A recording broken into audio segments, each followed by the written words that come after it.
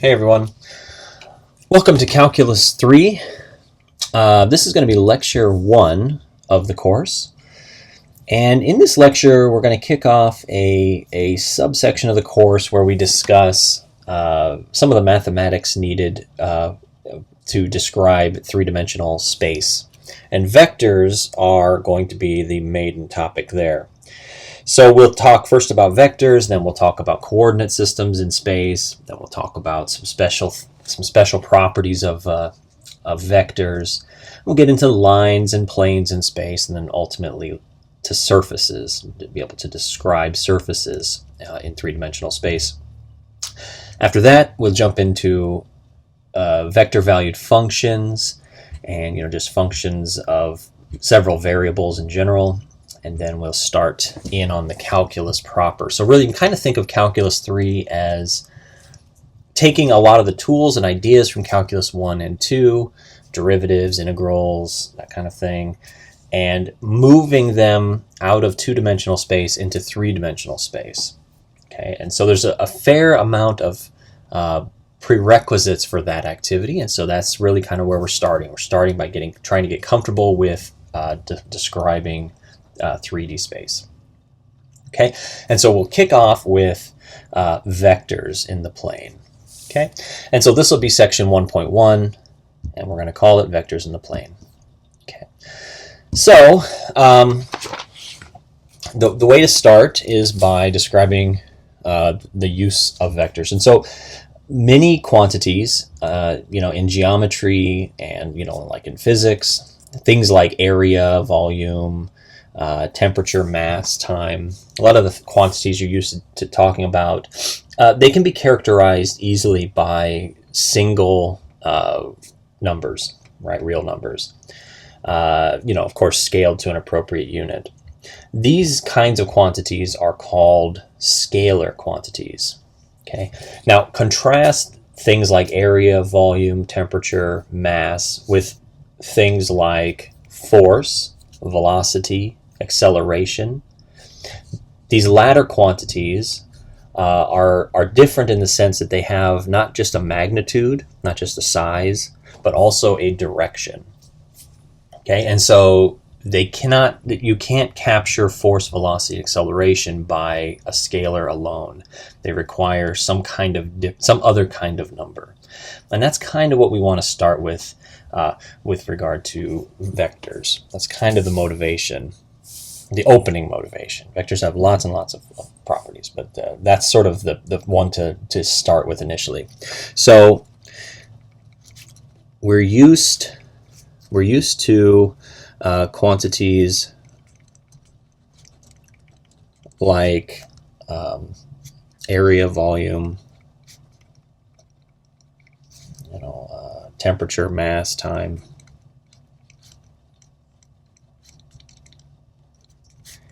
etc., that can be represented or characterized by a single number, by a single real number. Okay, these are called scalar quantities. Okay, some quantities are not like this. However, they can't be characterized by a single real number. Some quantities, like force, velocity, acceleration, and others, cannot be characterized in this way. So they cannot be characterized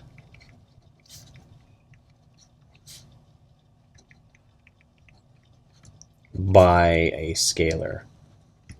Okay, because they have direction and magnitude. They have magnitude and they have direction. So these all have magnitude. What's the magnitude of the area, volume, temp? But they also have these other kinds of quantities have direction as well.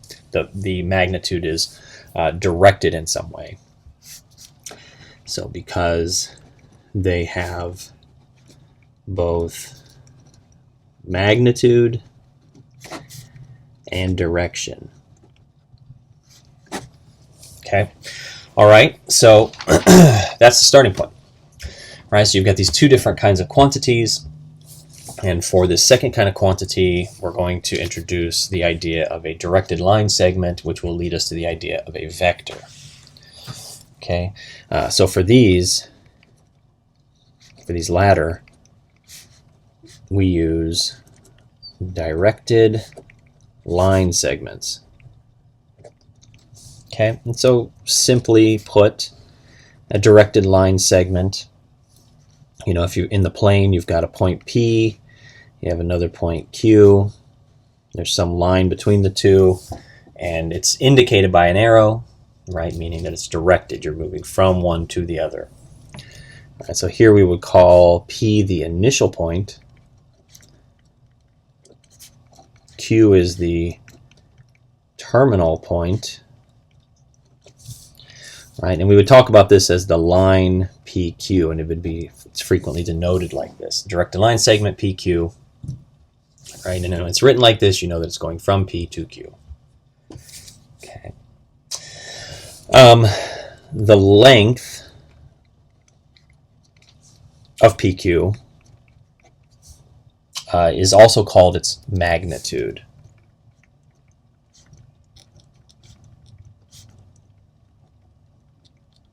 Okay, so the length and the magnitude are kind of synonyms, and it's denoted by, so it's kind of like double vertical bars, and then the line inside, and then double vertical bars on the other side. Sort of similar to like an absolute value notation, but in this case, to distinguish it from that, we have kind of two bars on either side. Okay, and so directed line segments that have the same direction and magnitude are said to be equivalent. All right, so let's draw a couple of equivalent directed line segments.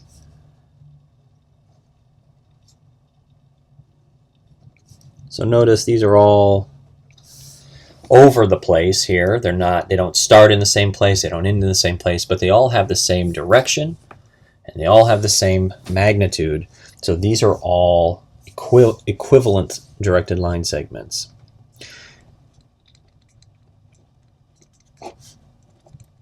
Okay. Equivalent directed line segments have 1, the same magnitude, same length, right? And 2, the same direction. Okay, and so you can kind of see, I mean, you know, in this case, you can see that each of these has the same direction because each of them has the same slope, right? You can see the rise over run because I'm using graph paper here. It's 2 over 2, so each of them have a slope of 1. That's clear. And then the fact that they're each moving up 2 diagonal squares tells you that they have the same length. Okay, and so these 5 directed line segments are all equivalent. All right. Okay, same magnitude, same direction. Now notice equivalent is not the same thing as equal. We're not saying they're equal, we're saying they're equivalent. Okay.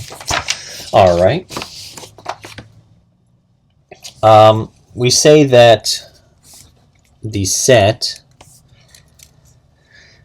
of all directed line segments that are equivalent to a given directed line segment, PQ, is a vector in the plane. I guess I should, vector in the plane is the whole thing, right? So V equals PQ. Okay. So let's talk about this notation here. Vectors, just like directed line segments, will be notated typically with a arrow on top. Now, if you're looking at typeset notation, so like a textbook or something, vectors will frequently employ like just bold text.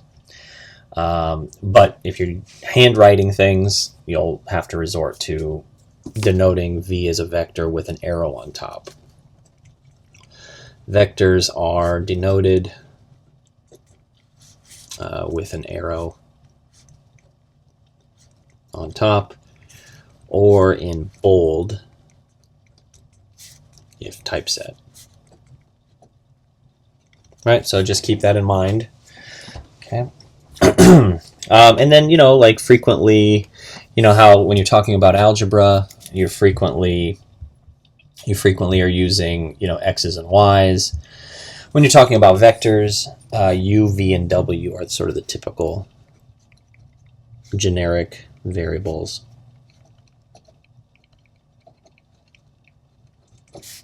For vectors. Okay, so you'll see those all over the place. U's and V's and W's everywhere.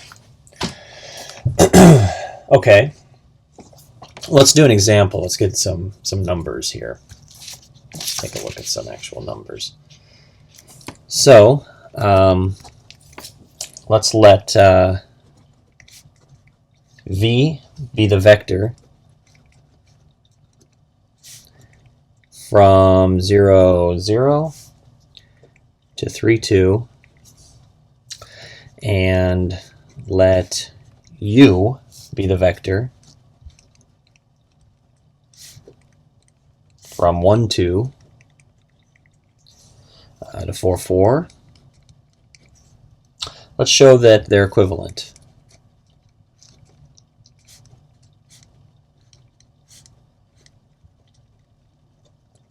Okay, so you got U and V. Let's show that they're equivalent to one another.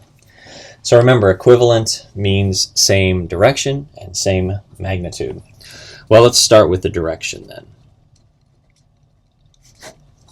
Okay, so really, when it comes to direction, you just really need to be able to identify the slope of the vector, right? So we need two slopes. We need the slope of V, the slope of V, right? And that's going to be equal to, remember, it's just change in the y coordinate divided by the change in the x coordinate, or it's the rise over the run, right? And so you can kind of think of it as basically, so if this is my v, it goes from 0 up to 2, so I can take 2 minus 0 as the rise and 3 minus 0 as the run, and so I get a slope of 2/3 for this one.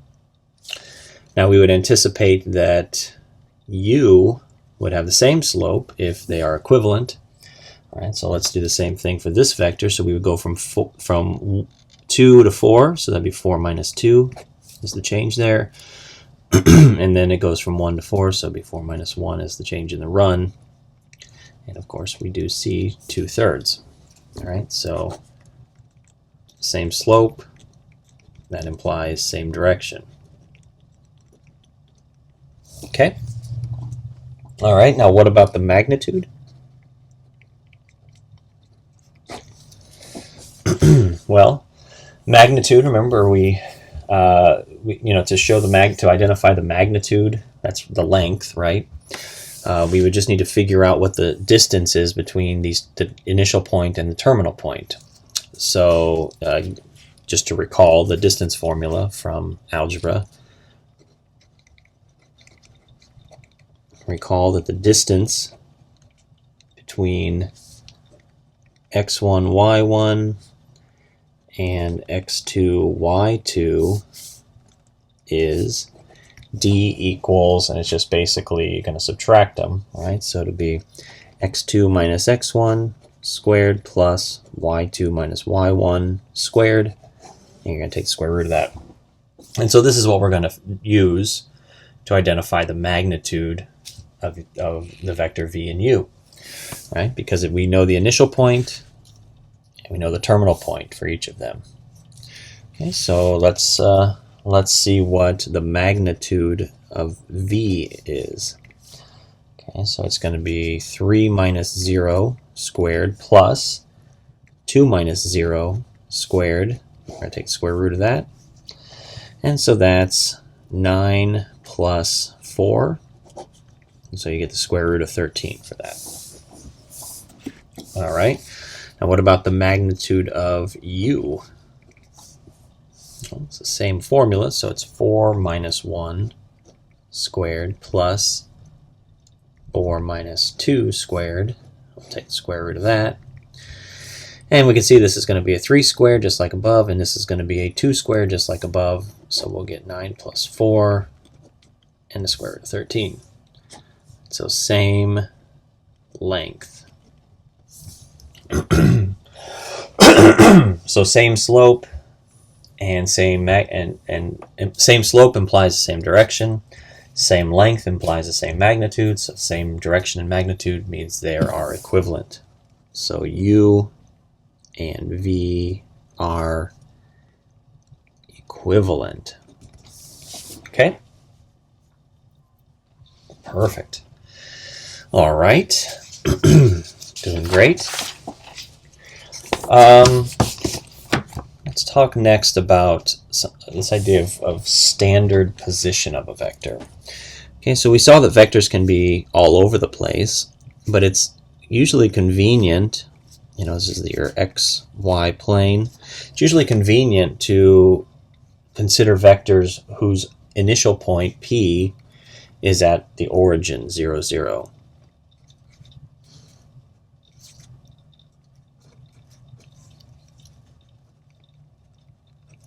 Okay, so remember, there are an infinite number of vectors that would have this same magnitude and direction, but there's only one such vector that has its initial point at 0, 0, right? And so that one vector is the what's called the vector in standard position. So a vector in the plane whose initial point is at 0, 0 is said to be in standard position. Okay.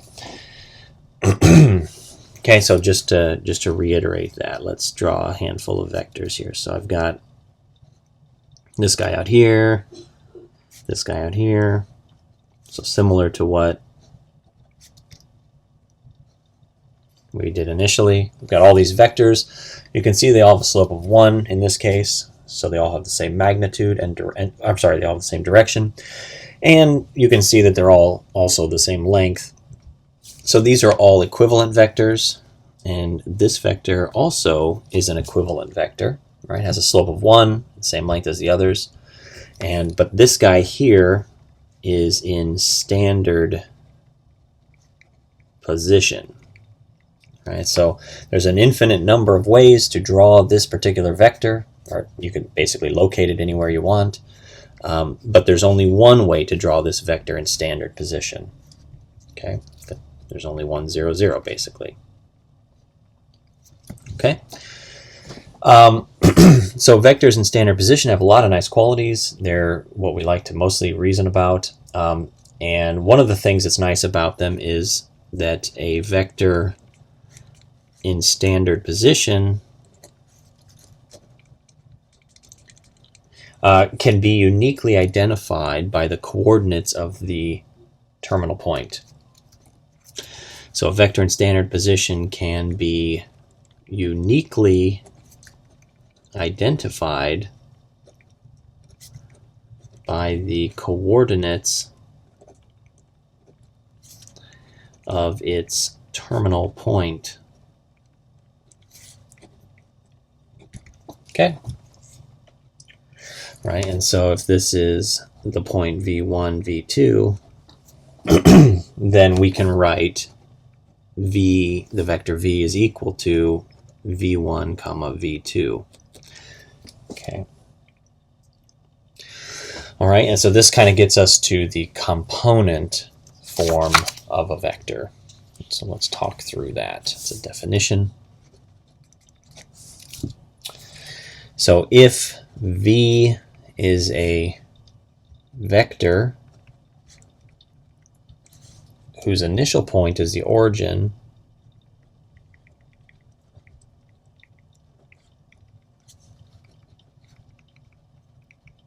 okay, the origin, and whose terminal point is v1 comma v2, right? This is your x coordinate and your y coordinate. We're talking about the plane here. Then the component form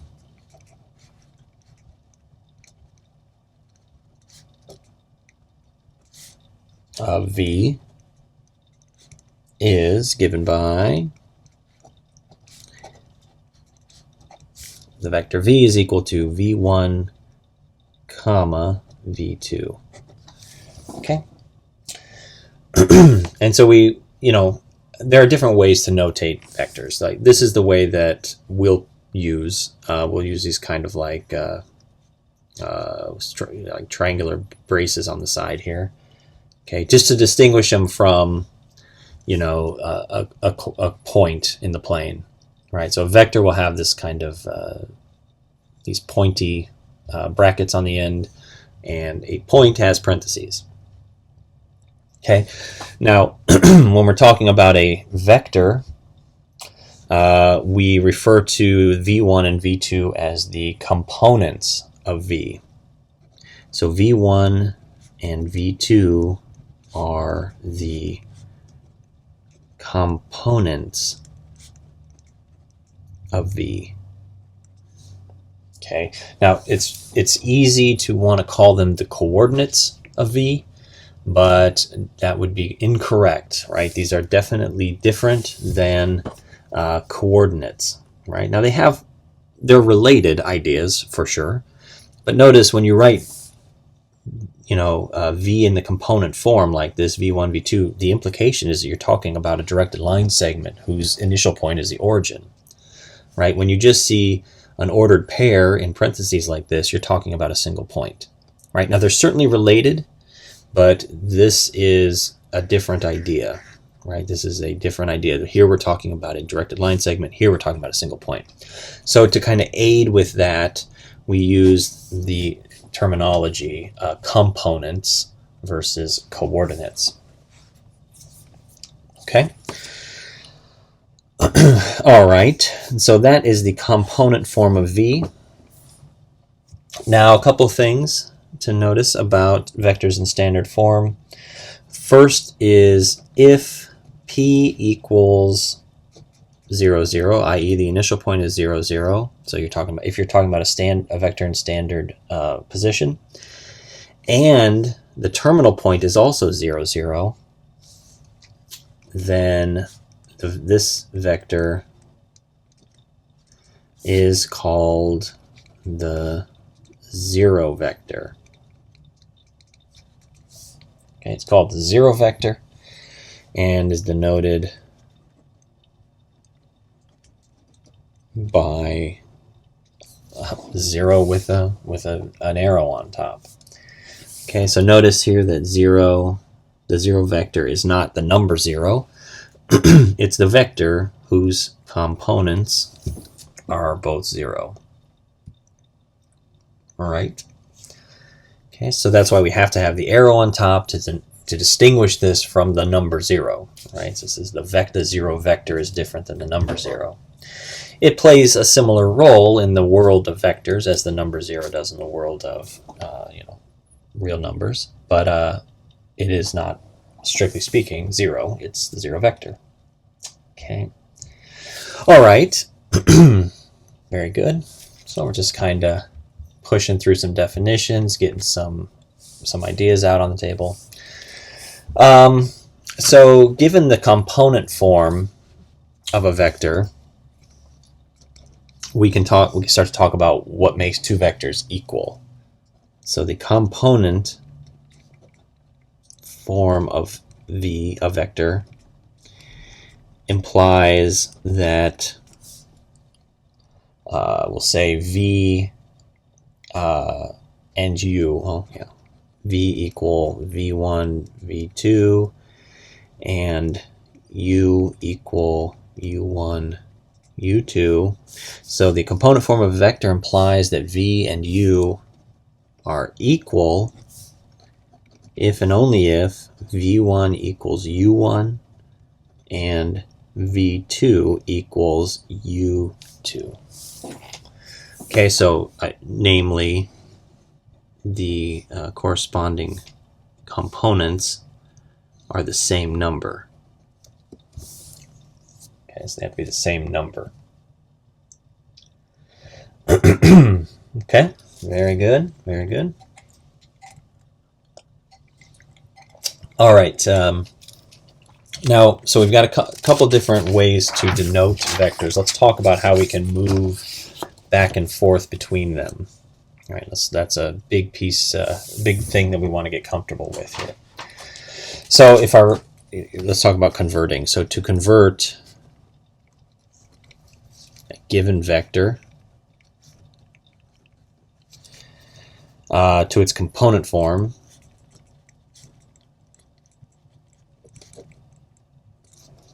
okay, and vice versa. Okay, so first let's assume we're given an initial and terminal point. So given P, the initial point having, coordinates P1 and P2, and Q having components or coordinates Q1 and Q2,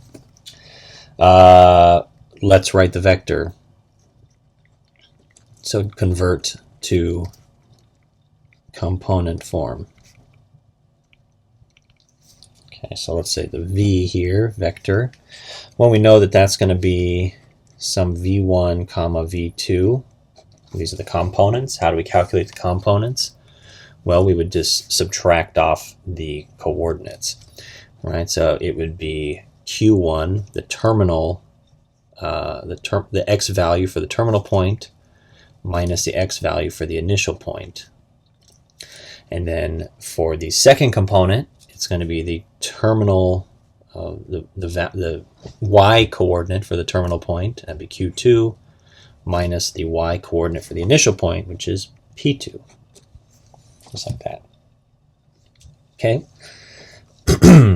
So that's how you would calculate V, or you move things into the coordinate form by just doing that simple subtraction. And the length, right? The length of V would be given by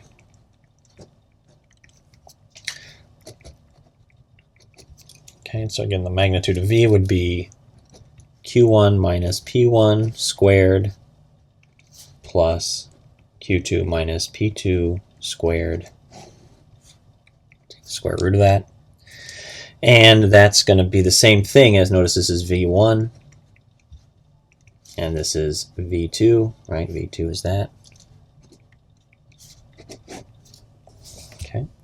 And so notice when you're talking about a vector in component form, then the magnitude is just the sum of the squares of the components. You take the square root. Okay. All right. Now, let's do the other way. So let's say we're given a vector in component form. How do we represent that as a directed line segment? Well, given that, V is just a directed line segment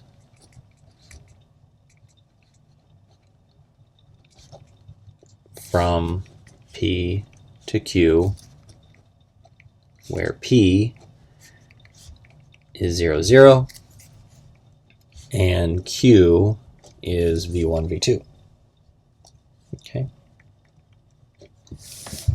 All right, so it couldn't be easier, right? I mean, remember, the component form only applies to vectors in standard position. So that means the initial point for all vectors that are in component form, the initial point is always the same, 0, 0, and the terminal point is whatever the components are. They translate into the coordinates. Okay. And we know how to find the length of a vector in both forms, right? We talked about it just right here. We know that the length of a vector V is v1 squared plus v2 squared, square root. If we only have the components, that suffices. If we have the coordinates, i.e. the directed line segment, then we can use the distance formula. They're actually the same thing. Okay, very good. So we're kind of plugging away at some of this. All right. What about, let's talk more about the length. Okay, so the length of V is also called the norm.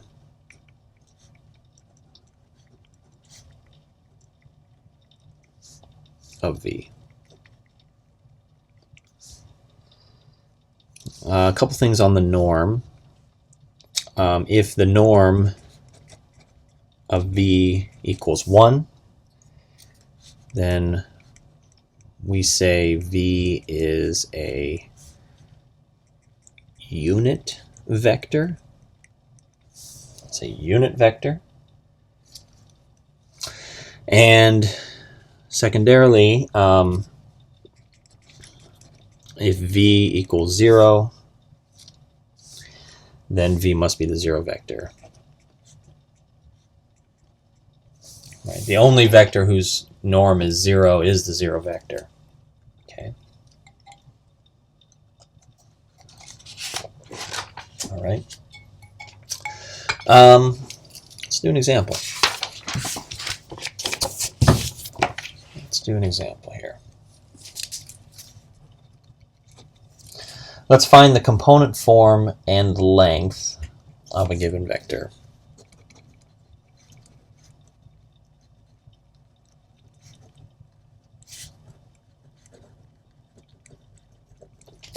Let's find the component form and length of V that has initial point 3, -7 and terminal point -2,5.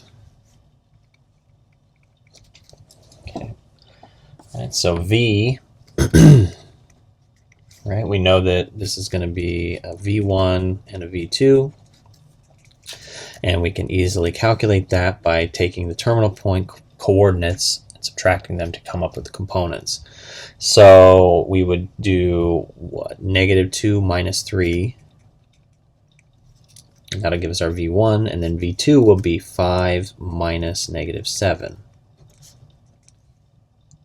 Okay, and then when we do all of that, we get -5, 12. Okay, so this would be the component form of V. And the length, the norm of V, well, we know that it's just V1 squared plus V2 squared, square root of that, right? So let's write it so we can remember where these are coming from. So it'd be -5 squared plus 12 squared. Okay, and that's going to be 25 plus 144. And so you should get the square root of 169. And that just happens to be 13. Okay, so there we go. All right.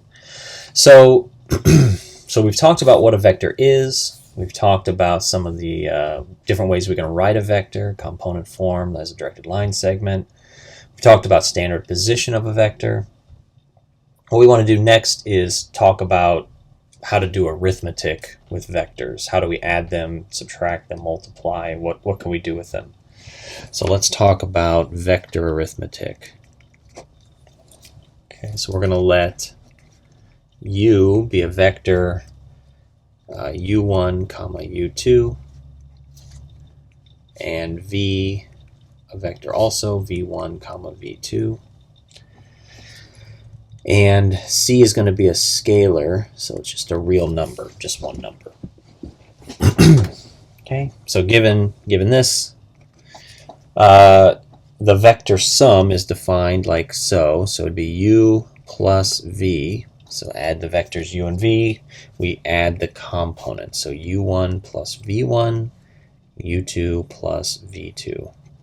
This is called the vector sum. Okay.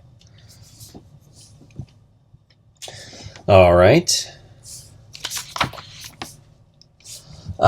We can do something called scalar multiplication as well. So if I take my scalar c and I want to multiply it times the vector u, then the way I do that is I multiply the c times each of the components. So it'd be c times u1 and then c times u2. And this we call scalar multiplication.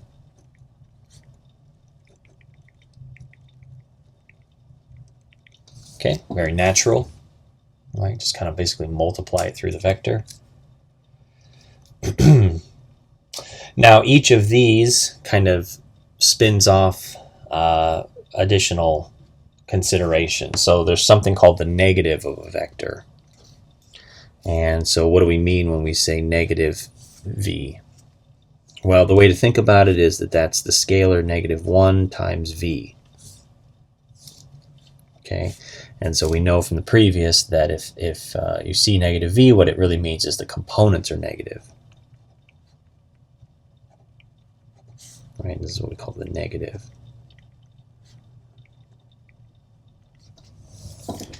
Okay. And then finally, we have this idea of subtraction now as well. All right, so if you see u, the vector u minus the vector v, then that's the same thing as u plus the vector negative v, the negative of v. And so that boils down to u1 minus v1, comma, u2 minus v2. So you subtract the components. All right, and here we would just call this difference or subtraction. Okay. All right, excellent. Let's talk a little more about the vector sum. The sum of two vectors is sometimes called the resultant vector. The resultant vector. Sometimes it's called that, sometimes it's called just the sum of two vectors.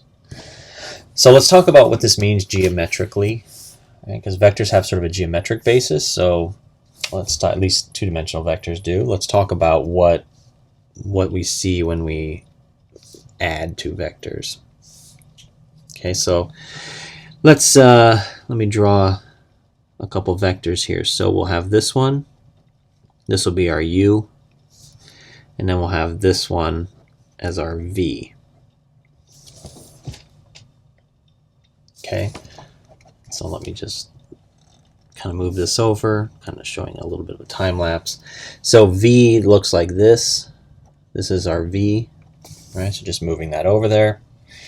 Now when I add u and v, so if I want to calculate v plus u, you can kind of think of it as taking v and putting u on the end.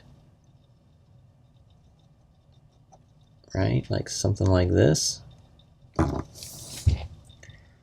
Right, now notice that u is the same vector. This one happens to be in standard position, this one is not, but right, they're equivalent vectors, right? Certainly they have the same direction and the same length, right? So this as drawn here is equivalent to what's drawn here, right? V's are the same vector entirely, they're both in standard position.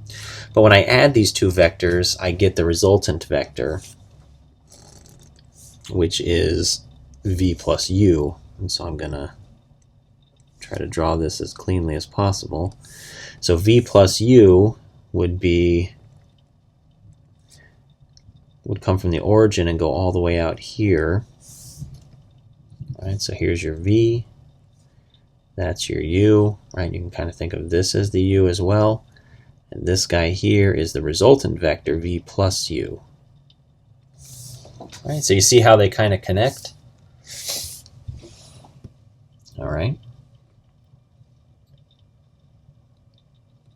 Okay. So that's sort of geometrically the way to think about it, right? If they're both in standard position, then they have the same starting point. But if you want to add u to v, if you want to take v plus, you want to figure out what v plus u is, one way to think about it is you take your u and you move its initial point to the terminal point of v, right? When you do that, there's going to be an implied vector here, which is what we've drawn. And that's going to be the vector sum.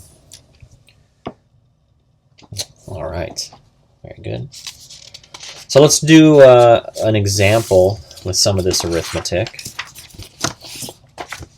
Let's take a look at an example. So let's say that v equals -2,5 and u equals 3,4. That's the component form. Let's find 1/2 of v. That's a scalar multiplication problem. Let's also find w minus v. Let's subtract them. And then let's do a vector sum of v plus 2 times w. Right? So this is going to involve a vector sum and a scalar multiplication. Right, so let's start with the 1/2 v. Well, we know that that's just 1/2 times the components -2, 5. And so that means it's -2 over 2, 5 over 2, right? That's all that there is to that. And so this would be -1 and 5/2. Okay, so that's 1/2 v. Okay, now notice that if you were to look at the slope of v, i.e. the direction, and the slope of 1/2 v, they're going to have the same slope. Right? You can take a look at that and figure that out. All right, this one's just going to be shorter. All right. What about the difference here, w minus v? Well, that's just going to be 3,4. The component form of w. Plus, you can think of it as -1 times the component form of v, so -2, 5. And so this would be 3,4 plus, and then that's going to be 2, -5. And so you get, what, 5, -1. Okay, now I was very explicit here. I sort of used the definition plus a negative. It's perfectly okay to sort of do this in a slightly quicker way. It's a good idea to kind of start with this, though. You know, start with the plus and minus just to make sure you understand where it's coming from. But then it's okay to just kind of jump to the finish line here. 3 plus 2, 4. 4 minus 5. So you get 5, -1. Same deal. All right, so you just want to be a little bit careful about it, at least the first couple times. Make sure you understand that, you know, you're subtracting the components. It's actually quite natural, but you just want to make sure that you're keep in mind as subtracting a negative is like adding. It's the same, all the rules of arithmetic apply here. Okay, and then finally, what about v plus 2 times w? Well, that's going to be -2, 5 plus 2 times 3, 4. All right, so you could do this part first if you want, or you can kind of do them all together. So I would say let's do -2 plus 2 times 3. So -2 plus 2 times 3, and then 5 plus 2 times 4. And so you get -2 plus 6, which is 4. And you get 5 plus 8, which is 13. All right. So you'll just want to spend a little bit of time with that, making sure that you understand these ideas. Okay, I mean, it's relatively. I think it's fairly intuitive. It only starts to get really strange when we start bringing in the other kinds of combinations or things to be doing. So let's take a look at some of the properties of vector arithmetic. So some of the properties.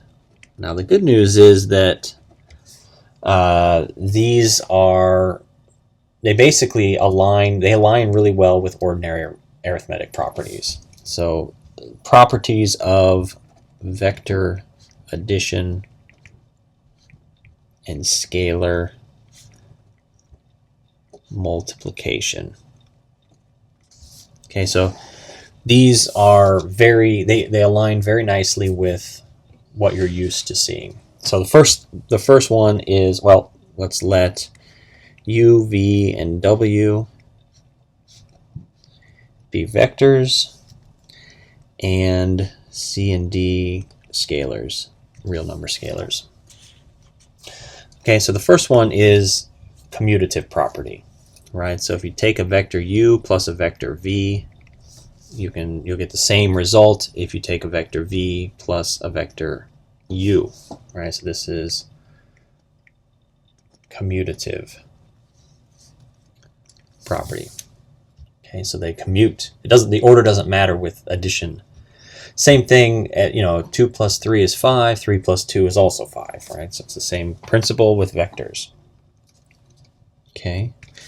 Associative property is also true for vectors, for vector sums.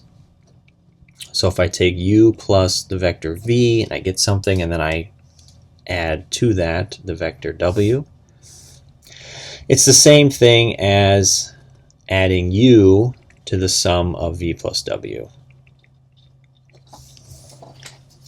Right? So if I do the u plus v first and then add the w, I get something, and I'll get the same thing if I take v plus w and then add u to that. Right? So this is the associative property.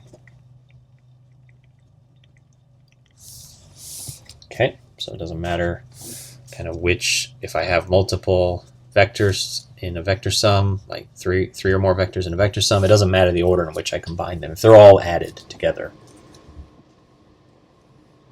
Okay, and then there's such a thing as the additive identity, and so this becomes very important once you get like up into linear algebra and into abstract algebra. For calculus, it's good to know, but it's not tremendously important. It doesn't come into play very often. But basically, u plus the 0 vector is equal to u again. Okay, we call this the additive identity idea. Okay, basically, you can think of the 0 vector as the additive identity, right? Anything added to 0 vector is the thing you started with. Okay. So some of these are most of these are probably very straightforward, right? And you would have probably intuit most of these just from the definition. Right, let's go ahead and lay them all out here. So we've also got something called the additive inverse, right? So if I have a vector u, there's going to exist some other vector, negative u, such that when I add them together, I get the 0 vector. And this is the additive inverse. Okay, and then 5. So if I have two scalars, c and d, I can multiply the scalars together and then multiply them, do scalar multiplication with the vector u, or I can start by multiplying the vector d, doing the scalar multiplication with u, and then doing c times that vector, or I can do d times c times u. Right, so if you're multiplying a vector by multiple scalars, you can either multiply the scalars together at the onset, or you can kind of do one and then do the other, scalar multiplication, you get the same answer, right? And the order doesn't matter with scalar multiplication. Okay, and then there's something like the distributive property here. Right, so if I've got two scalars, c plus d, and I'm adding them together, c plus d, and then I'm doing some scalar multiplication with the vector u, then that's the same thing as taking c times the vector u and then adding to that c times, or d times the vector u. And so this is like a distributive.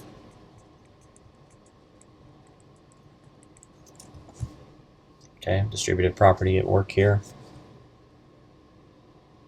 And you can do the same thing in reverse, where you have two vectors that you're adding together and multiplying by a scalar. So if I have a scalar c and then u plus v,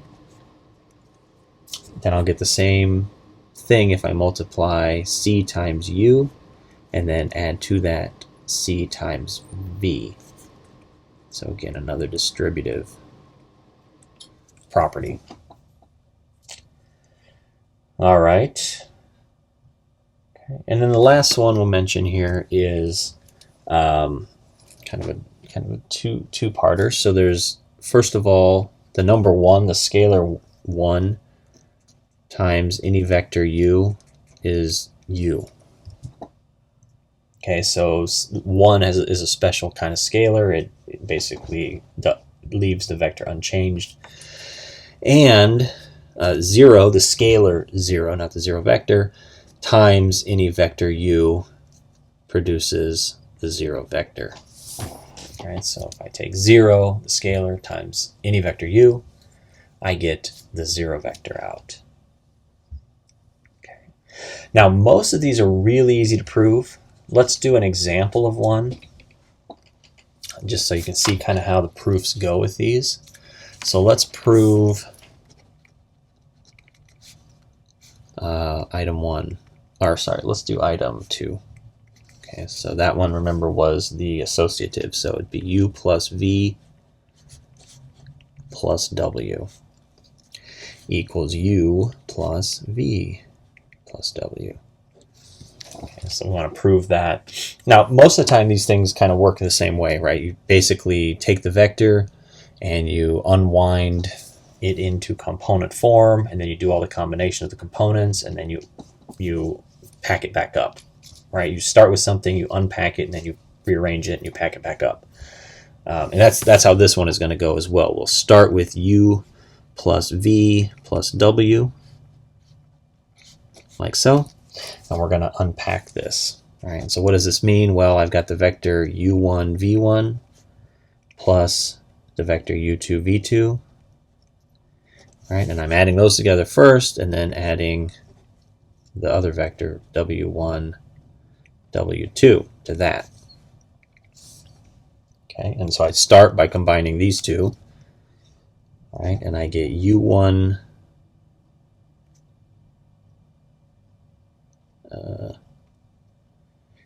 sorry, hold on a second. I got a little scrambled up here. This is u1, u2, v1, v2, w1, w2. Sorry about that. So I would get u1 plus v1 here, comma, u2 plus v2. Right, and then I need to add to that w1 and w2. Okay, so just adding those together, no problem. And so when I add, this vector to w, I get u1 plus v1 plus w1, and then u2 plus v2 plus w2. Right, now within the components, I can, right, so kind of think of it like this. We started with just these two added together, right? And then we toss the w1 on there, we toss the w2 on there. Now inside, I can just reassociate these, because these are just numbers inside here, right? This is just regular arithmetic at this point. So I can write it like this: u1 plus v1 plus w1, and u2 plus v2 plus w2. like so. Okay, and that means I can pull the u out, right? And I'll have u1, u2 plus v1 plus w1, and then v2 plus w2. Right, just kind of pulling it apart there. And then I can pull it apart again, right? And I'll have u1, u2 plus, and now here let's bring a parenthesis in because this is going to be v1, v2 plus w1, w2. And of course, this is u, there's u, plus, parenthesis, there's the parenthesis, v plus w. Okay, and that's basically all you have to do, right? You just basically start with the thing, unpack it, right? Combine it, and then really here's the trick. You just note that here you're dealing with regular old numbers. This is just some number plus another. There's just three numbers added together here. Basic arithmetic properties apply here, right? And so when you just recombine them, right, then you can see you get right to the finish line.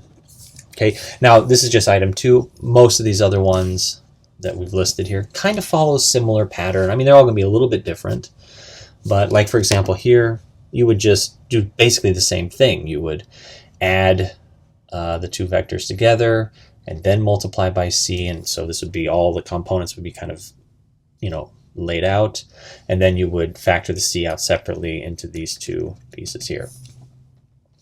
Right, so pretty straightforward. I think most of these like linear algebra proofs are really easy to see, but that doesn't mean they're not worth doing. They're great practice for that reason. Great practice at kind of verifying things and proving things. Okay, here's another theorem.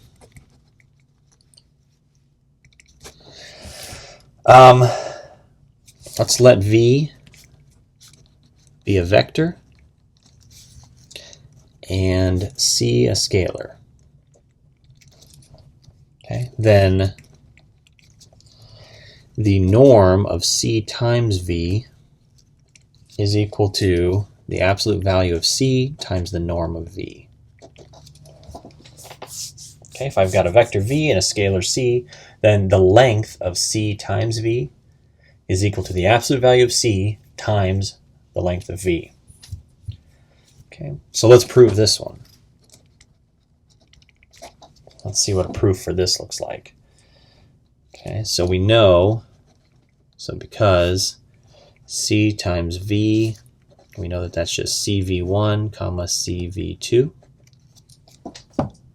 All right, so we have this. So because of this, we have, let's basically just expand this thing just like with the other one and see what happens. All right, so that's going to be the norm of what we just drew up here, cv1 comma cv2. Okay, we know what the norm of a vector is. It's just the components squared, the square root of that, right? Add them together. So cv1, we want to square that, plus cv2, we want to square that, and we want to take the square root of it. Okay, and so what is that? Well, you've got c squared v1 squared plus c squared v2 squared. Okay, so we can factor the c squared out, like so. And now notice this is just the square root of c squared, so we can get the c outside of the radical even. Now what happens when you do that, though? This is the thing you have to keep in mind. Now, if c is a negative number, like say it's -2, when it gets in here and I square it, right, this becomes a positive, right, and a positive. So this is a positive. When I take the square root of a positive, I get a positive. And so in effect, I am finding the absolute value of c when I square and take the square root of it. Okay, and so then I'm left with just this. And so, of course, this is just the norm of v. And there we go.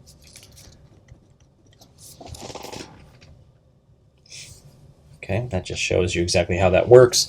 So again, same idea, right? You start with the thing, you unpack it, right? And then once you've unpacked it and you're dealing with the components, everything is just arithmetic and algebra, right? Sort of the vector piece of it is less at work, right? This is just combining numbers, it's basically arithmetic. And then when you get back down to here, you can start to, put it back together and talk about it as a vector. Okay, I'm going to break this lecture up into 2 parts, so we'll end here and then we'll resume with a part B. All right, we'll see you then. See you in part B.